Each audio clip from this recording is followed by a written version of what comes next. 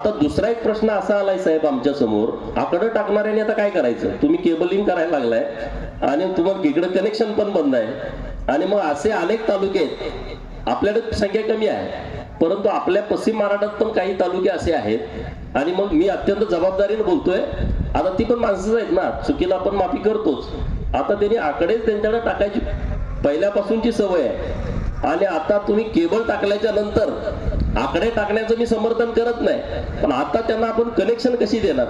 कारण घराचं पण कनेक्शन त्यांचं आकड्यावरच आहे, शेताचं कनेक्शन पण त्यांचं आकड्यावरच आहे.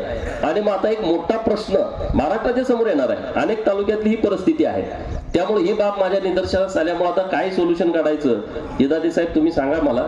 तशा पद्धतीची मागणी माननीय मुख्यमंत्री महोदयांच्याकडे करतो. आता चुकले तर काय त्याला पर्याय नाही, परंतु आता त्यांना काहीतरी, कारण ते दारात आमच्याच येऊन बसणार आहेत, आता करायचं काय? तर त्याचं सोल्युशन सुद्धा आपल्या खात्यानं देण्याची आवश्यकता आहे.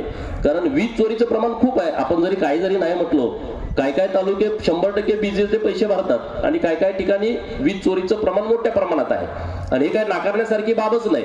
आणि त्यामुळं असंख्य असे तालुके आहेत की तिथं तशा पद्धतीनं पूर्वीपासूनची सवय आहे आणि त्यामुळं त्या लोकांचं काय करायचं? आता तुमच्या तारा होत्या तोपर्यंत ठीक होतं, हा प्रश्न नव्हता, पण आता तुमचं केबलिंग सुरू झाल्याच्या नंतरचा हा प्रश्न समोर यायला लागलाय. तर त्याच्याबद्दलचं पण आता MSEBनं काय करायचं याचं सुद्धा धोरण ठरवण्याची आवश्यकता आहे आणि तशा पद्धतीची मागणी मी सरकारकडे करणार आहे आणि ती संख्या मोठ्या प्रमाणात आहे. नाही याचं काय आम्ही समर्थन करत नाही, पण आता त्यांना पर्याय काहीतरी द्यावाच लागेल आणि त्या पद्धतीचं पण नियोजन आपल्या खात्याच्या माध्यमातून करावं लागेल.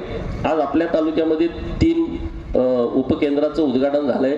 नीताताईंचा फोन आला की असं असं उद्घाटन आटपाडी तालुक्यामध्ये आहे आणि मग मी शेवटी कार्यकर्ता म्हणून आलोय. मी काही इथला आमदार नाही, मी काही प्रोटोकॉल मध्ये बसत नाही, परंतु मी तालुक्याचा एक नागरिक असल्या कारणानं माझी जबाबदारी आहे की माझ्या तालुक्यामध्ये जर इतक्या मोठ्या संख्येनं या खात्याच्या माध्यमातून सुविधा निर्माण झाल्या असतील आणि मला निमंत्रण असेल तर मी त्या कार्यक्रमाला यायला पाहिजे. या हिशोबानं मी या कार्यक्रमाला आलोय. तुम्ही पण मोठ्या संख्येने इथं उपस्थित राहिला.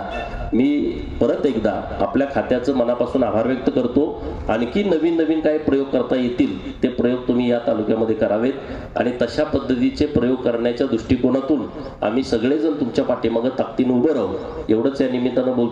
सर्व अधिकारी, नीताताई, बनगर मॅडम आणि तुम्ही सर्वजण या कार्यक्रमाला आला त्याबद्दल तुमचे सर्वांचे आभार. धन्यवाद. एबीपी माझा, उघडा डोळे बघा नीट.